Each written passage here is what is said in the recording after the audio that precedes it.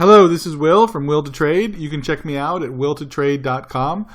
We do run a live chat room every day, Monday through Friday, starting 9 a.m. Eastern Time, pretty much throughout the whole day till 4 p.m. Eastern Time, sometimes even a little bit later.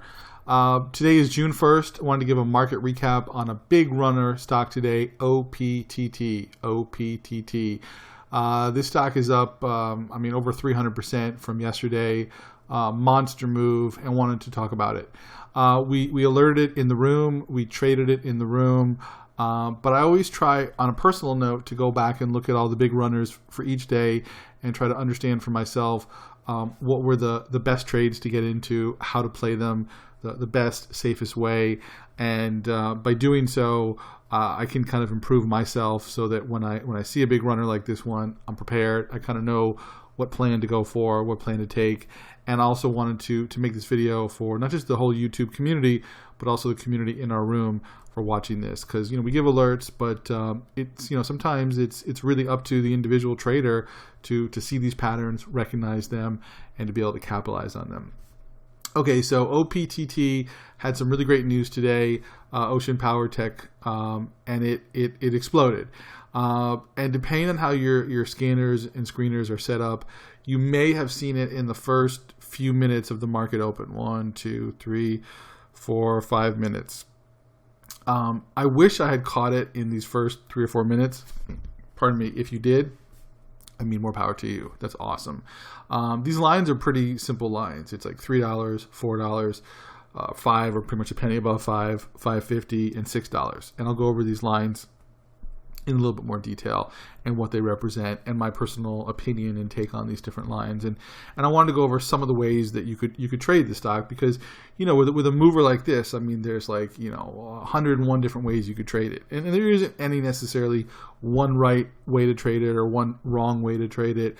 There's just different strategies and techniques, and I want to go over those. So again, in the first 3 or 4 minutes, if you somehow caught it and you bought it at this line at $3 or anywhere less, that's just a golden ticket. That's just an excellent entry. Some people have scanners that will specifically alert for stocks that are new high of day. And as you can see here in my screen, HI is high of day. So high. It just keeps, breaking new high of day. You would have to jump in by this minute here, which is, 4 or 5 minutes into the market open, because after this it got halted. And this is right around here is where I kind of took note of it. Right around here is where it popped up on my scanner. Again, I wish it popped up earlier and I could have got an entry at $3 or less. And, look at that. It went above $6. You could double your money in, in a half an hour. Where else you can do that, But let's just pretend that you're like me. Let's pretend that you didn't know about this stock right away and you saw it when it was halted. When you see a stock that's halted, it's a sign that a stock is either going to explode up and have a lot more upward movement, or it's going to turn around and come crashing down. Generally speaking, it's one of those two. Generally speaking, it's not just going to kind of stabilize at a certain price and give no room for any trades. I got in sort of right around this area, trying to buy at a limit, but it was just moving so fast. As you can see, it spikes up, it pulls down, it comes back up, it comes back down again. So I just had to buy a market order. All of this area here is below $5. This high right here is exactly at 500. So what are the trades you could have taken? Well, obviously, if you bought in here at 3 or less, you could have sold anywhere. You could have sold at $4 and you'd be up, $1 or more. You could have sold after the halt around $5 and you'd be up like $2. It's an amazing trade, right? Or you could have somehow waited till $5.50 or $6 or even more and made, $2 or $3 profit. But what I want to do is I want to look at what I see is the simplest, easiest, calmest trade of the day from this mover based on what we now know for the entire day's movement. And basically this dotted blue line at 501 is where I would consider would be the safest, easiest place to get in. And let me explain why. You see it squeeze up and get halted. Okay, it now shows in your scanner. Okay, you now know that the stock is in play. The smart move would be just to wait. Let it show 1, 2, 3 candles, and it shows a high at 500. And again, you wait. You know that this is a stock that you want to jump into, but you don't necessarily know the right price quite yet. This is 1 minute candles. When you look at these 1 minute candles, this forms just a very quick, basic cup. And what we know is that cups are bullish. And if you're wondering what a cup is, it's basically just like a U-shaped pattern. It may not be a really long one. It's like 1, 2, 3, 4, 5, 6 minutes. So it's a quick little cup. And again, you have to be quick. But all you have to do, and again, it's easy now looking backwards, but all you have to do is say, well, what's the high here? After it squeezed, 1, 2, 3 times, during and after the halt, what's the high? 500. Okay, great. I'll buy just a penny above the high. And this dotted blue line is just that, 501.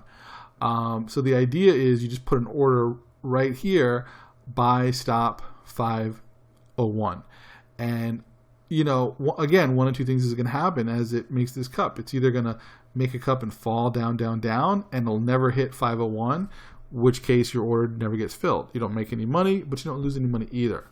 Or it will continue the cup as it obviously did, and it'll hit your order right there. Now, it may not necessarily fill you exactly at 501. It squeezed up to 540 very quickly. So you may get filled at 505 or 510, but that's okay. You're going to get filled pretty quickly. And once you get filled, look what happens. It's 1, 2, 3, 4, 5, 6 minutes of pretty much upward momentum. And then as you can tell here, a second cup is formed. And then this dotted blue line represents $6. Again, it's easy to know now because the whole day is unfolded.